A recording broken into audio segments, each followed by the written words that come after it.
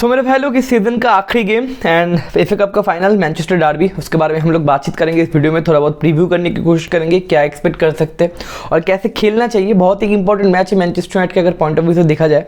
And इस video से पहले मैं एक वीडियो लेके आना चाहता था, दैट इज एरिक टेन हैग इन और आउट। हमको अगले समर विंडो के बाद टेन हैग के साथ कंटिन्यू करना चाहिए कि नहीं करना चाहिए, लेकिन उस वीडियो का शायद उतना कुछ फायदा नहीं होगा, क्योंकि बहुत सारे ऑफिशियल अभी तक नहीं हुआ है, लेकिन बहुत सारे रिलायबल सोर्सेज से ये न्यूज़ आते हुए कि एफए कप का फाइनली एरिक टेन हैग का लास्ट मैच होने वाला है as a manager in Manchester United and sack किया जाएगा उनको। एंड टुकल बताओ या फिर पोचेटिनो बताओ, ये सारे मैनेजर्स है, उसके बारे में हम लोग बाद में बात करेंगे। लेकिन मैं चाहता था कि टेन हैग के बारे में थोड़ा बहुत और भी बातचीत हो, क्योंकि हर एक दो साल बाद बार बार मैनेजर चेंज करके इतना कुछ प्रोग्रेशन हो नहीं सकते क्लब का, जो हो भी नहीं रहा है पिछले 11 साल से। क्योंकि देखो, अगर आर्टेटा की बात करो तो पहले 2 सीजन में आर्टेटा भी नंबर 8 पे फिनिश करवाया था आर्सेनल के साथ। अगर पेप गार्डियोला की बात करो, बैक टू बैक 3 सीजन में 2 बार ईपीएल जीतने के बाद पेप गार्डियोला आया था, लेकिन पहले सीजन में पेप गार्डियोला ईपीएल चैंपियन नहीं करवा पाए थे सिटी को। और अगर क्लॉप की बात करते हो तो क्लॉप अपना पहला ट्रॉफी जीता था 4 साल बाद, मतलब 3 साल टोटल सीजन देने के बाद चौथे साल जाके क्लॉप ने अपना पहला टाइटल उठाया था, मतलब यूसीएल टाइटल उठाया था। तो मुझे लगता है कि कोई भी मैनेजर हो, देखो एरिक टेन हैग के पास वो क्वालिटी है, एरिक टेन हैग के पास वो टैक्टिक्स है जो हमने एएक्स में देखा है। लेकिन but obvious Eric ten Hag का भी डिसीजन का बहुत सारा प्रॉब्लम है, वो भी बहुत हाउलर्स वगैरह किए, बहुत बेसिक मिस्टेक्स वगैरह किए। लेकिन एक मैनेजर के ऊपर अगर हम लोग स्टिक नहीं करेंगे ना, प्रोसेस को या फिर सिस्टम को ट्रस्ट नहीं करेंगे, because it's not a FIFA. हम लोग जो गेम खेलते ई फुटबॉल या फिर फीफा खेलते, ये फीफा नहीं है मेरे भाई, it's a real football. It's not about the machine, it's all about the human being. जितने सारे प्लेयर्स है, जितने सारे मैनेजर्स है, सारे लोग नॉर्मल पीपल ही है, राइट। तो उनसे गलतियां होगा, लेकिन ये भी हम लोगों को देखना पड़ेगा कि पिछले साल एरिक टेन हैग ने एफए कप का फाइनल क्वालिफाई करवाया था, कैराबो कप हम लोग जीते थे, 3rd पोजीशन फिनिश करवाया था, बहुत सारे पॉजिटिविटी हुए थे। लेकिन ये सारे बहुत इंजरीज वगैरह, आई थिंक 67 या फिर 69 इंजरीज वगैरह हुए। उसके बाद बहुत सारी चीज़ क्लैशेस वगैरह हुए, सैंचो का केस हुआ या फिर पिछले साल ग्रीनवुड का केस हुआ। तो ये 2 साल अप्स एंड डाउन बहुत ही ज़्यादा हुए and smoothly Erik ten Hag manage नहीं कर पाए। अपना जो मेन सेंटर बैक प्लेयर है या फिर जो मेन मिडफील्ड ट्राई हुए, वो एरिक टेन हैग पूरे सीजन तक खिला नहीं पाए। तो बहुत सारे क्वेश्चन मार्क था। मैं नहीं बोल रहा हूँ कि टेन हैग भैया बहुत महान है, 2 साल में बहुत कुछ उखाड़ लिया। मैं बात करना चाहता था, मतलब पॉजिटिव या नेगेटिव चीज़ के ऊपर बातचीत करना चाहता था। लेकिन मुझे लगता है कि इनियोस ग्रुप बताओ या फिर मैनेजमेंट के जितने सारे लोग हैं ऑलरेडी आई थिंक डिसीजन ले चुके हैं। एंड अगर ये फाइनल हम लोग हार जाते तो भैया कोई चांसेस तो है नहीं, अगर फाइनल जीत जाते तो शायद एक मौका हो सकता है, ये बातचीत फिर से शुरू हो सकता है। लेकिन ये भी हम लोगों ने देखा है कि एफए कप का फाइनल जीत के भी मैनेजर को सैक होना पड़ा। हम लोग लुई वैन के टाइम पे हम लोग देखे कि एफए कप जीतने के बाद भी वैन को सैक किया गया था। तो उसके बारे में हम लोग बातचीत करेंगे। हम लोग अगले वीक में, मतलब ये संडे के बाद हम लोग बातचीत करेंगे एरिक टेन हैग के बारे में, या फिर अगले समर विंडो फिर मैनेजर के बारे में। लेकिन अभी हम लोग बात करेंगे सबसे important match, that is FA cup का फाइनल। देखो, जितने सारे मैनचेस्टर यूनाइटेड फॉलोअर्स या फिर फैंस है, भूल जाओ ये पूरा सीजन क्या हुआ है, भूल जाओ अपना 70-80 इंजरी, भूल जाओ यूसीएल में किस तरीके से मुंह काला करवाया मैनचेस्टर यूनाइटेड, 4th पोजीशन पे फिनिश करवाया। ये सारा कुछ नेगेटिविटी हुआ है, ठीक है, fine, that you can't change, right, you can't change the past. लेकिन ये जो मैच है ना, ये मैच आपका पूरा सीजन रिवाइव कर सकता है। क्यों? क्योंकि देखो, हमारा टारगेट क्या था? यूसीएल जीतना था, हमारा टारगेट नहीं था। हमारा टारगेट तो यूसीएल जीतना नहीं था, हमारा टारगेट तो प्रीमियर लीग जीतना नहीं था। हमारा टारगेट क्या था कि भाई हम लोगों को यूरोप क्वालिफाई करना है, राइट। यूसीएल का तो हम लोग चेंज नहीं कर सकते, और जिस तरीके से हम लोगों ने खेला उस तरीके से टॉप 4 हम लोग अचीव कर नहीं सकते थे। लेकिन अगर ये मैच हम लोग जीतते हैं, नंबर 1 पॉइंट, हमारे पास एक ट्रॉफी आएगा। एरिक टेन हैग के 2 ईयर के टेन्योर में 2 साल में बैक टू बैक 2 ट्रॉफी आएगा। पहला पॉइंट है कि एरिक टेन हैग का जो मैं बात बोलना चाहता हूँ वो बात कंटिन्यू होगा, पहला पॉइंट। दूसरा पॉइंट क्या है, हम लोग यूरोप के लिए क्वालिफाई करेंगे। जी हाँ मेरे भाई लोग, जितने सारे लोग नहीं जानते कि एफए कप अगर आप जीतते हो तो आप यूरोपा लीग के लिए क्वालिफाई करते हो। मतलब यूसीएल के तो हम लोग क्वालिफिकेशन का उतना हकदार नहीं है, हम लोग गंदा फुटबॉल खेले, डिजर्व यूरोपा। तो यूरोपा के लिए हम लोग क्वालिफाई नहीं किए, बिकॉज ऑफ 8th पोजीशन में हम लोग फिनिश किए। लेकिन एफए कप का फाइनल अगर हम जीत जाते हैं तो हम यूरोपा के लिए क्वालिफाई करेंगे। जो यूरोप का प्रॉब्लम हमारे साथ हुआ है, क्योंकि देखो ट्रांसफर मार्केट में हम लोग जाएंगे, अब ट्रांसफर मार्केट में विदाउट यूरोप आप बहुत सारे प्लेयर को अट्रैक्ट नहीं कर सकते। अगर आपके पास यूरोप है तो बहुत सारे यंग प्लेयर्स को आप अट्रैक्ट कर सकते हो। यूसीएल नहीं है, चलो फाइन, ठीक है, लेकिन यूरोपा लीग भी बहुत सारे लोगों का टारगेट होता है। तो भैया अगर हम लोग जीत जाते तो एक ट्रॉफी आएगा, बहुत ज़्यादा मोटिवेशन आएगा अगले सीजन के लिए, एक आपको बूस्टअप मिलेगा। और लास्ट पॉइंट ये है कि आपको ट्रांसफर मार्केट में जाते हुए एक मोटिवेशन या फिर एक कैटलिस्ट मिलेगा अदर्स प्लेयर को अट्रैक्ट करने के लिए, आपके पास यूरोप रहेगा। तो ये बहुत ही ज़्यादा इंपॉर्टेंट मैच है हमारे लिए। जितने सारे मैनचेस्टर यूनाइटेड फैंस है, भूल जाओ पूरा सीजन किया हुआ है, फ्रेश माइंड से कल का जो 90 मिनट से अपनी टीम को सपोर्ट करो। लेकिन इस तरीके से तो नहीं होगा, इतना स्मूथ तरीके से नहीं होगा, क्योंकि सामने कौन है? सामने है भैया 4 क्लिट कंप्लीट करने वाला एंड प्रीमियर लीग फिर से जीतने वाला, वर्ल्ड फुटबॉल में डोमिनेशन दिखाने वाला मैनचेस्टर सिटी। और वो भी वो मैनचेस्टर सिटी जो यूसीएल नहीं जीता है, मतलब एफए कप जीतना और भी ज्यादा तरीके से चाहेगा एंड अपना डोमेस्टिक डबल क्रिएट करना चाहेगा। और मोटिवेशन लेवल एक अलग लेवल पे, क्योंकि बट ऑब्वियस 4 पीट फिर से प्रीमियर लीग जीत के आया है, तो बट ऑब्वियस ये आसान नहीं होगा, आसान ऑलमोस्ट नामुमकिन है। अगर मैं 10 लोगों से पूछूं, गारंटी 9 या फिर 10 के 10 ही लोग बताएंगे कि भाई city is the favourite, city से आराम से जीत ही जाएगा। लेकिन at the end of the day ये डर भी है।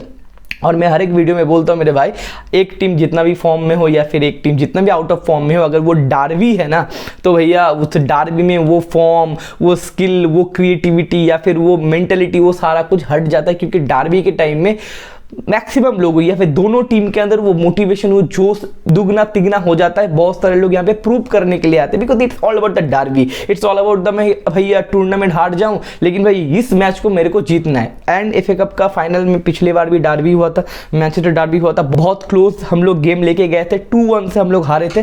लेकिन इस बार के फाइनल में कुछ अलग हो सकता है, देखना पड़ेगा क्या होगा। हम लोग उसके बारे में थोड़ा बहुत बातचीत करेंगे। देखो, अगर इंटेंशन बताओ, सिंपल, मैच जीतना है किसी भी तरीके से। अगर किस तरीके से अप्रोच करना है, अप्रोच की बात बताओ, मैं पहला बात ये बोलना चाहता हूँ मेरे भाई एरिक टेन हाग टकले, एंड मैं चाहता हूँ कि इस तरीके से मैच शुरुआत या फिर इंटेंट हो कि पहला पॉइंट है, हमको ये भूलना पड़ेगा, इसके ऊपर हम लोगों को 1% भी हेडेक नहीं देना पड़ेगा कि गोल कहाँ से आएंगे। एरिक टेन हाग का बहुत सारे मैचेस में ये होता है कि गोल करना है मेरे भाई, देखो भाई भूल जाओ गोल कहाँ से आएगा।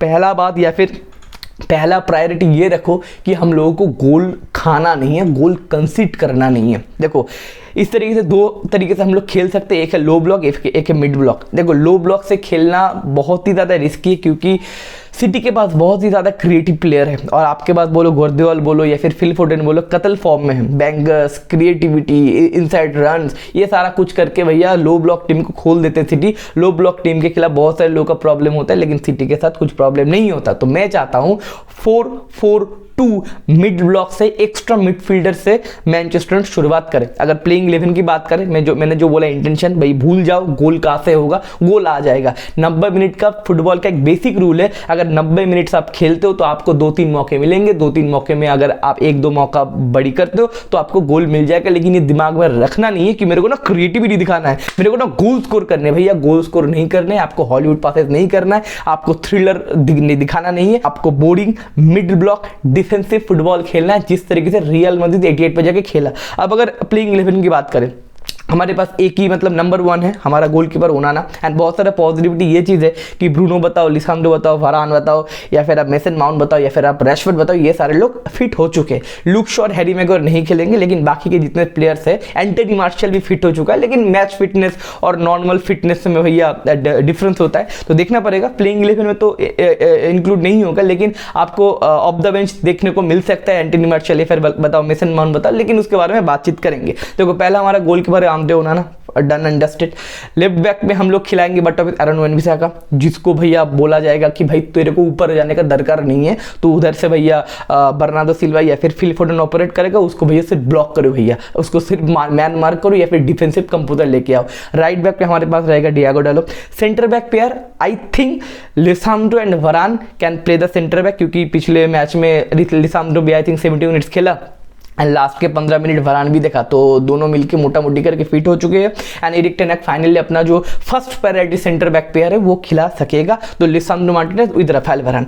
और मैं चाहता हूँ 4 मिडफील्डर खेले, कैशिमेरो, आमराबात, आपका कोबी मैनो और आपका स्कॉट मैकटोमिनी। एक्स्ट्रा मिडफील्डर मैं मिडफील्ड में खिलाना चाहता हूँ। मैं I want to play with mid block, क्योंकि भैया मिडफील्ड का बैटल हम लोगों को जीतना है। मिडफील्ड का बैटल हम लोग को नहीं जीतेंगे, ग्राउंड डुएल बताओ या फिर एरियल डुएल बताओ, हम लोग अगर नहीं जीतेंगे तो भैया भूल जाओ मैच, खत्म मैच, ठीक है ना। तो 4 लोग मिडफील्ड में। और एक चीज़ है, क्योंकि देखो पिछले साल हम लोग ओल्ड ट्रैफर्ड में सिटी को हराए थे।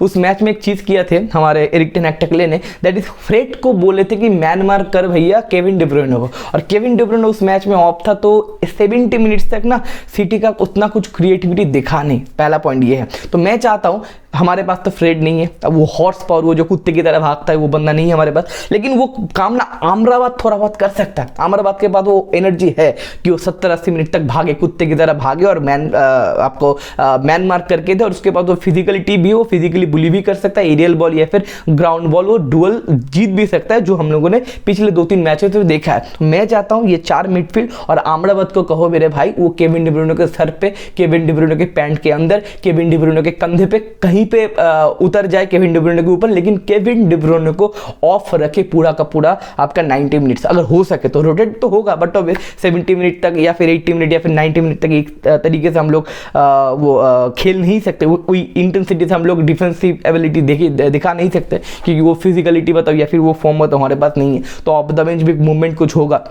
एंड अप फ्रंट में मेरे को 2 प्लेयर चाहिए। एक है हमारा ब्रूनो फर्नांडिस, थोड़ा बहुत वो क्रिएटिविटी दिखाने के लिए, अर्ली बॉल रिलीज करने के लिए, और second should be Marcus Rashford, वो अर्ली रन निकालने के लिए, राइट। ये होगा मेरा फॉर्मेशन 4-4-2 मिड ब्लॉक। और ऑफ द बेंच आपको मेसन माउंट या फिर आपका अमाद डियालो या फिर आपका गर्नाचो, ये सारे लोग देखने को मिलेंगे।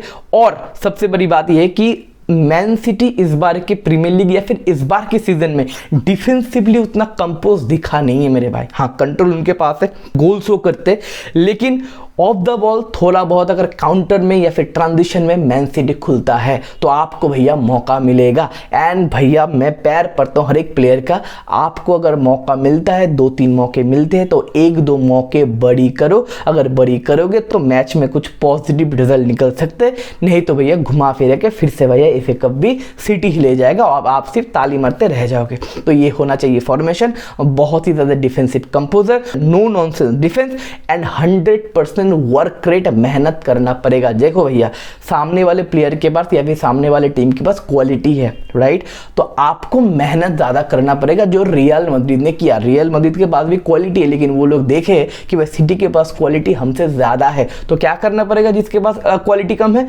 मेहनत करो। एक बंदे का IQ ज़्यादा है, वो बंदा एक बार पढ़ के समझ पाता है, आप गधे हो तो भैया आप 10 बार पढ़ो, आपको मेहनत करना पड़ेगा। एंड ये बहुत ही ज़्यादा इंपॉर्टेंट मैच है मैनेजर के लिए भी, क्योंकि मैनेजर सैक हो सकता है। एरिक टेन हाग को हम अगर बचाना चाहते हैं या फिर उसके बारे में डिस्कस भी थोड़ा बहुत करना चाहते हैं, या फिर हमारे सीजन को हम हाईली ख़त्म करना चाहते हैं एंड एक पॉजिटिव अगले सीजन में जाना चाहते, तो ये मैच हम लोगों को जीतना पड़ेगा, लेकिन चांसेस आर वेरी लो। अगर प्रिडिक्शन की बात करें तो I will go for a brave prediction, that is, बहुत सारे लोग गालियां देंगे, बहुत सारे लोग बोलेंगे भाई ये कैसे होगा, लेकिन I will go for 2-1 win for Manchester United. कैसे पता नहीं मेरे को, लेकिन I will go for the 2-1 win Manchester United. अब देखना पड़ेगा, कल के फाइनल के लिए वेट करो मेरे भाई। अगर आपका कुछ पॉइंट ऑफ व्यू है, फिर आप भी कुछ बोलना चाहते हो, नीचे कमेंट सेक्शन पे जरूर बताइएगा। मिलते अगले वीडियो में, मिलते कल के फाइनल में। कल हम वॉच भी करेंगे, तो मिलते मेरे भाई लोग, take care, bye bye, see you, GGMU।